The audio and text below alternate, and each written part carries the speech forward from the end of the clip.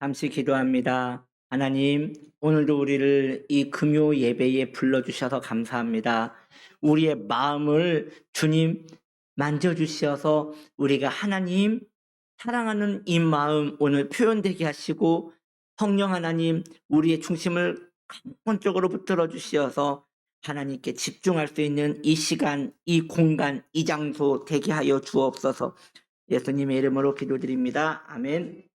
하나님 말씀 아모스서 6장 13절 함께 PPT 보면서 큰 소리로 읽을까요? 시작. 허무한 것을 기뻐하며 이르기를 우리는 우리의 힘으로 뿔들을 취하지 아니하였느냐 하는도다. 아멘. 오늘 말씀의 제목입니다. 허무함을 인식함. 시작. 허무함을 인식함에 대하여 오늘 말씀을 나누려 합니다. 먼저 말씀을 한번 다시 볼게요. 허무한 것을 기뻐하며 이르기를 우리는 우리의 힘으로 뿔들을 취하지 아니하느냐 하는도다. 이건 하나님이 미워하는 자들이 하는 말입니다. 그렇습니다.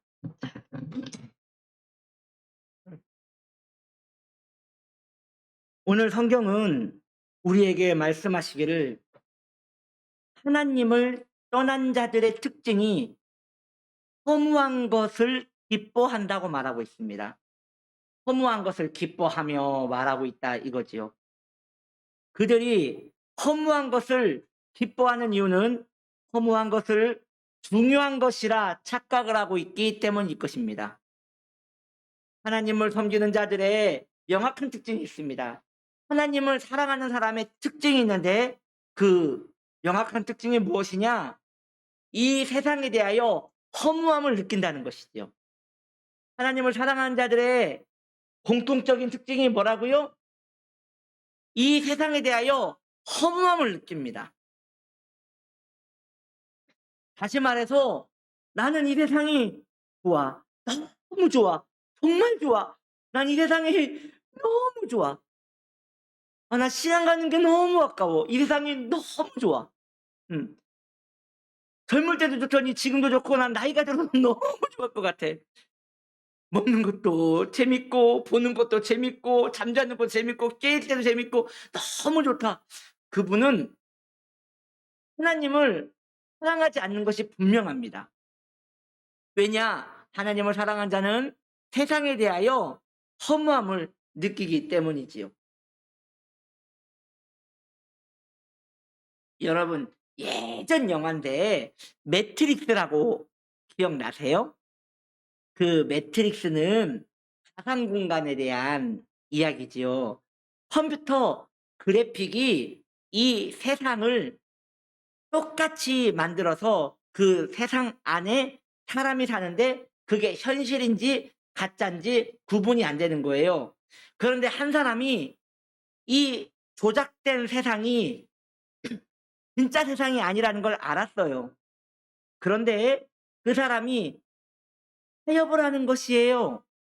내가 바깥 세상에서는 행복하게 못 살았지만 이 조작이 가능한 세상에서는 내가 이 컴퓨터들하고 상호작용만 잘 되면, 컴퓨터들이 원하는 것을 내가 주기만 하면 이곳에서 행복하게 살 수 있지 않겠느냐. 그래서 그 사람이 컴퓨터랑 계약을 맺고 거기에서 왕같이 지내는 거예요, 컴퓨터 안에서. 그런데 그 사람이 바깥에서는 먹지 못하는 그곳에서 굉장히 맛있는 걸 먹는데 자기는 이게 가짜라는 걸 알잖아요. 먹으면서 맛도 이 맛이고 느낌도 이 느낌인데 이게 가짜라는 걸 아니까 재미가 없다라고 말을 하거든요. 왜냐? 그 사람은 현실 세계를 알기 때문에 그 가짜를 인식하고 있기 때문에 즐거움이 없는 거죠. 이와 마찬가지로 우리 예수 믿고 하나님을 사랑하고 그렇게 믿음으로 사는 자들은 이 땅이 멸망할 것을 알아요. 이 세상이 하나님의 진노 가운데 있다는 걸 알아요. 이 세상이 이 세상의 신 사탄에게 붙들려 있다는 것을 알아요. 그래서 이 세상에 마음을 두지 않는 것이지요. 그래서 이 세상을 볼 때 지금 이 세상을 보면서 거기에 마음을 두지 않고 "이 허무한 세상이요."라고 말할 수 있는 것이 성도의 마음이라는 것이죠. 저는 여러분들이 이 세상을 볼 때 측은히 볼 수 있는 그런 모습이 되기를 바랍니다. 휘황찬란한 무엇인가 아름다운 것들을 보면서도 거기에 하나님 주신 아름다운 것에 기뻐할 수도 있어야겠지만 마음 한편으로는 사라져갈 것들에 대하여 눈물을 흘릴 수 있는 그런 경건한 심령이 있어야 한다는 것이죠. 그렇다면 허무함이라는 것은 무엇을 말하는 것일까요? 있는 것 같지만 사실 없는 것입니다. 이 땅에 가치 있다고 생각하는 모든 것은 사실 여러분 허무하지 않습니까? 저는 허무주의를 찬양하는 것이 아닙니다. 전도서에서 핵심 구절이 있어요. 그게 무엇이죠? 그렇죠. 너무 잘 아십니다. 헛되고 헛되며 헛되고 헛되니 모든 것이 헛되도다. 이 세상에서 존재하는 해 아래에 있는 모든 것들 가운데 헛되지 않은 것이 어디 있는가라고 하면서 전도서는 인생의 허무함을 이야기하는데 인생의 허무함을 강조하는 이유는 이 세상이 허무하다라는 걸 말하려고 하는 게 아니라 허무하지 않는 하나님을 드러내기 위하여 전도서는 이야기를 하고 있는 것이죠.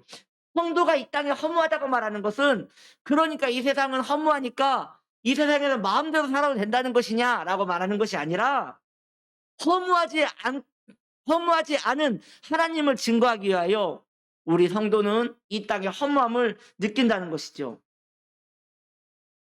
가치를 느끼는 것이 곧 그 사람이 살아갈 이유입니다. 다시 말씀드릴게요. 내가 가치를 느끼는 것이 이 세상에 살아갈 이유입니다. 내가 물질에 가치를 두면 그 물질이 내가 살아갈 이유가 되는 것이고요. 가족에 가치를 두면 이 가족이 내가 살아갈 이유가 되는 것이고요. 건강하게 사는 것이 그 삶의 가치면 그것이 내가 살아갈 이유가 되는 것이에요. 우리 조용기 목사님께서 이런 이야기를 해 주신 적이 있으셔요. 홀어머니가 아들 하나를 위하여 정말 고생하며 그 아들을 길러냈어요. 그 아들을 기죽이지 않기 위하여 정말 혼자 그 아들을 키우면서 기죽지 않게 공부시킬 거 다 공부시켜서 장성한 아들로 키웠는데 그 아들이 결혼을 해서 이제 큰 대기업에 취직을 하고 그 어머니를 이제 잘 본양할 줄 알았는데 결혼을 하더니 집에도 못 오게 하고 그 어머니를 가까이 오는 것을 부끄러워하고 그렇게 해서 그 어머니가 얼마 못 있고 병을 얻어 돌아가셨다는 이야기를 제가 들었어요. 그 할머니, 그 어머니의 인생의 가치는 아들이었죠. 근데 그 아들이 허무한 것이었어요. 그 아들이 가치가 있다고 생각했는데 알고 보니 가치가 없었어요. 그래서 결국 그 가치를 못 누리고 멸망하게 된 것이죠. 무너지게 된 것이죠. 이와 마찬가지로 이 땅에 내가 가치를 두고 있는 것이 곧 내가 살아갈 이유입니다. 사랑하는 성도님들, 어디에 가치를 두고 살고 계십니까? 한번 생각해 보셔야 합니다. 저는 저와 여러분들에게 묻고 싶어요. 왜 살고 있습니까? 무엇을 위해 살고 계십니까? 지금 이 질문에 바로 답이 딱 떠오르지 않는다면 아마도 지금 허무한 것에 마음이 가 있다는 증거일 것입니다. 내 영혼이 아는 거죠. 사라져 버릴 것에 내가 마음을 주고 있다는 것을 말입니다. 그저 살아야 하기에 사는 삶이라면, 죽지 못해서 사는 인생이라면 그 인생은 그 자체가, 나 자체가 허무한 것이에요. 성도가 인생을 허무하게 느끼는 이유는 허무하지 않는 다른 것이 있다는 또 다른 증거가 되는 것입니다. 우린 그것을 붙잡아야 돼요. 그게 무엇입니까? 영생입니다. 예수 그리스도 우리의 영생이십니다. 아멘. 여러분, 영생의 가치를 두고 살기를 축복합니다. 그 영생 자체이신 예수 그리스도를 쫓기를 축복합니다. 그것 말고는 모두 허무한 것이에요.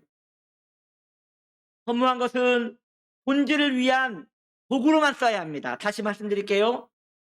이 세상의 모든 허무한 것은 본질을 위한 도구로만 써야 합니다. 본질을 취하기 위한 도구로만 사용해야 한다는 것이죠. 그것이 우리가 성도가 사는 이유가 될 때 인생 자체는 이제 의미가 생기는 것입니다. 그런데 허무한 것을 본질을 위하여 사용하려 하지 않고 그 허무한 것이 내 인생의 가치가 된다면 내 자체도 곧 허무해지는 것이지요. 희한하죠. 바닷가 가면 모래 있잖아요. 그거 한 움큼 잡으면 꽉 잡히잖아요. 물에서 이렇게 흔들어 보면요, 아무리 꽉 쥐고 있어도 이게 슬슬슬 빠져나가요. 없는 것 마냥 말이죠. 이 세상에 있는 것들이 그래요. 꽉 쥐면 꼭 내가 있는 것 같아요. 내 거인 것 같아요. 근데 다 허무하게 사라져 버린다는 것이죠. 장례를 많이 치러 봤습니다. 믿는 분들의 장례는 그렇지 아니하는데, 믿지 않는 분들의 가족이 믿지 않는 분들의 그 장례식을 가면요, 염을 할 때 말이죠, 자녀들이 이렇게 돈을 이렇게 넣어주세요. 돈을 넣어주시면서 그 노잣돈 쓰라고 이렇게 넣어주세요. 근데 그것을 나중에 그 염하시는 분들이 다 가져가시더라고요. 아니, 그 돌아가신 분 차비하라고 드렸는데 왜 그분들이 가져가는지 모르겠어요. 허무한 거죠. 예, 그냥 본인들 마음 좋으려고 하시는 거죠. 입니다. 다 내 것 아닌데 왜 이 허무한 것에 마음을 두는지, 이것이 인생의 어리석음이 아닌가 싶습니다. 살아계실 때 잘하지.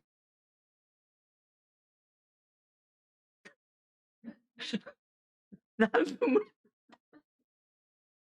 축복합니다. 예, 그렇습니다. 성경은 우리에게 말씀하십니다. 여러분들 다 아시는 말씀이죠? 먹든지 마시든지 오직 주님을 위하여 하라라고 말씀하십니다. 왜? 그것이 남는 것이기 때문이고 그것이 인생의 목적에 가치를 주는 것이기 때문인 것이죠. 허무하지 않은 것이기 때문입니다. 그렇다면 살든지 먹든지 무엇을 하든지 주를 위해서 살라 하시는데, 주를 위하여 산다는 것은 구체적으로 무엇을 말씀하는 것일까요? 바로 그리스도를 아는 것입니다. 사랑하는 성도님들이요, 이거 중요한 거거든요. 물론 설교에 중요하지 않은 게 어디 있겠냐면서도 여러분들에게 좀 주의를 환기하기 위하여 제가 이런 단어를 쓰는 것을 양해를 부탁드립니다. 다시 말씀드릴게요.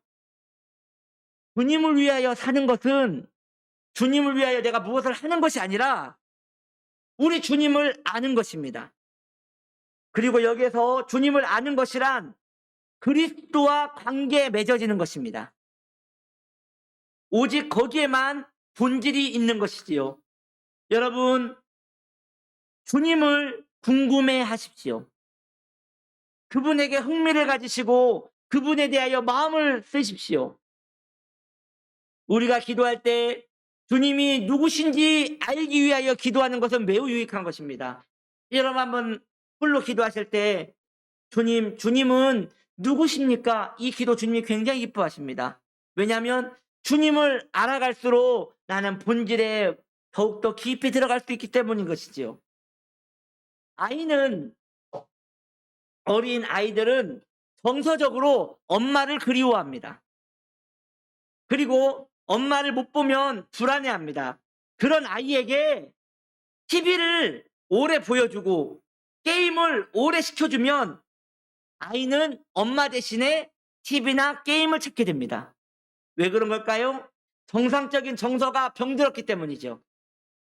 불안을 다른 것으로 채웠기 때문에 엄마와 맺어야 할 아름다운 정서를 그러한 헛된 것에 바꿔버린 것이죠.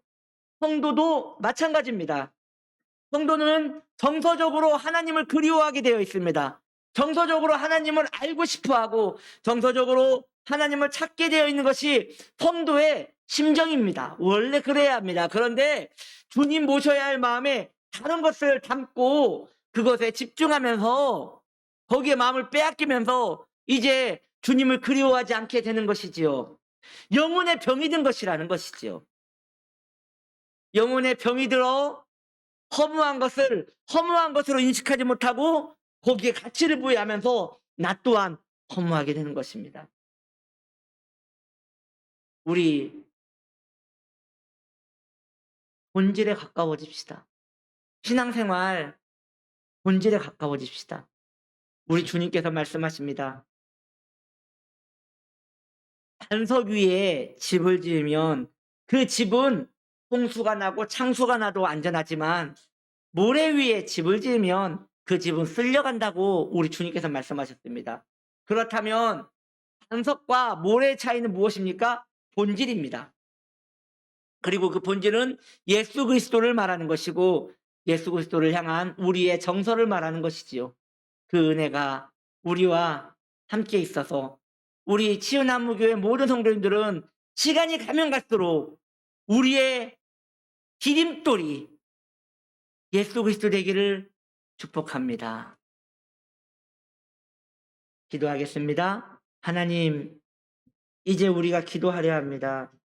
우리의 정서를 붙들어 주시어서 그리스도를 알고 그리스도를 찾고 그리스도를 그리워할 수 있는 우리의 마음과 정신 되게 하여 주옵소서.